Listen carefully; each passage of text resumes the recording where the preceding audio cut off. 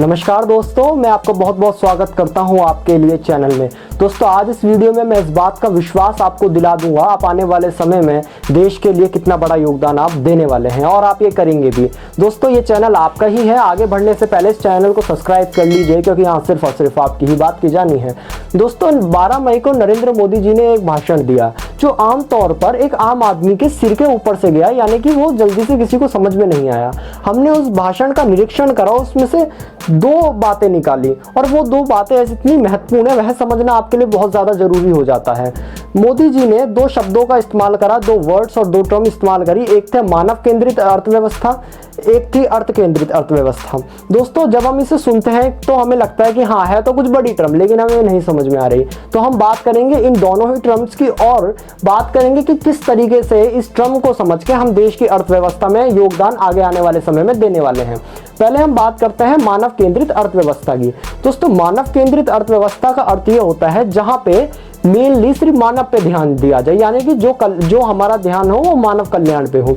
और भारत शुरू से ही वासुदेव कुटुंबकम की भावना लेके चला है, यानी कि हम मानव के हितों पर हमेशा से ध्यान देते आए हैं। लेकिन मोदी जी ने एक टर्म और यूज करी, अर्थ केंद्रित अर्थव्यवस्था।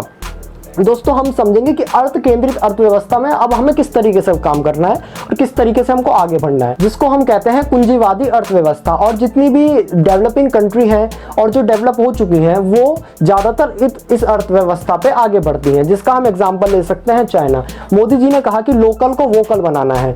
जो अर्थ केंद्रित अर्थव्यवस्था है उसका मेन मकसद यही है, मेन मोटो यही है और हमें इस पे अब आगे बढ़ना होगा। इसका मतलब है जो हमारे प्रोडक्ट्स हैं उनको कम ना हम किसी विदेशी प्रोडक्ट पे निर्भर ना हुए। अगर हम अपने प्रोडक्ट का इस्तेमाल करेंगे तो हम अपने देश की जीडीपी में ज्यादा से ज्यादा योगदान दे पाएंगे। दोस्तों, संभावित तौर पे अभी भारत की जो जीडीपी है वो काफी गिर चुकी है और 2021 से आते आते 0.8% 0.8% की ये जीडीपी गिर सकती है, लेकिन इसे हम रोक सकते हैं। ये हमारा कर्तव्य है। हमें 2 चीजें समझनी पड़ेंगी, मेक इन इंडिया और मेड इन इंडिया। और ये चीज अगर हमने समझ ली और इसकी दिशा में अगर हमने काम करना शुरू कर दिया तो दोस्तों हम अपने भारत को इस स्थिति से उभार सकते हैं। दोस्तों, बहुत बड़ी बड़ी समस्या आई, हम उनसे निकल गए और इस समस्या से भी हम निकल सकते हैं। दोस्तों, हमें इंडियन प्रोडक्ट्स का ज्यादा से ज्यादा इस्तेमाल करना है। एक होमवर्क मैं आपको देता हूं, मेक इन इंडिया और मेड इन इंडिया में आप अंतर समझ लीजिए। अगर आप इस अंतर को समझ गए तो आप देश की प्रगति के लिए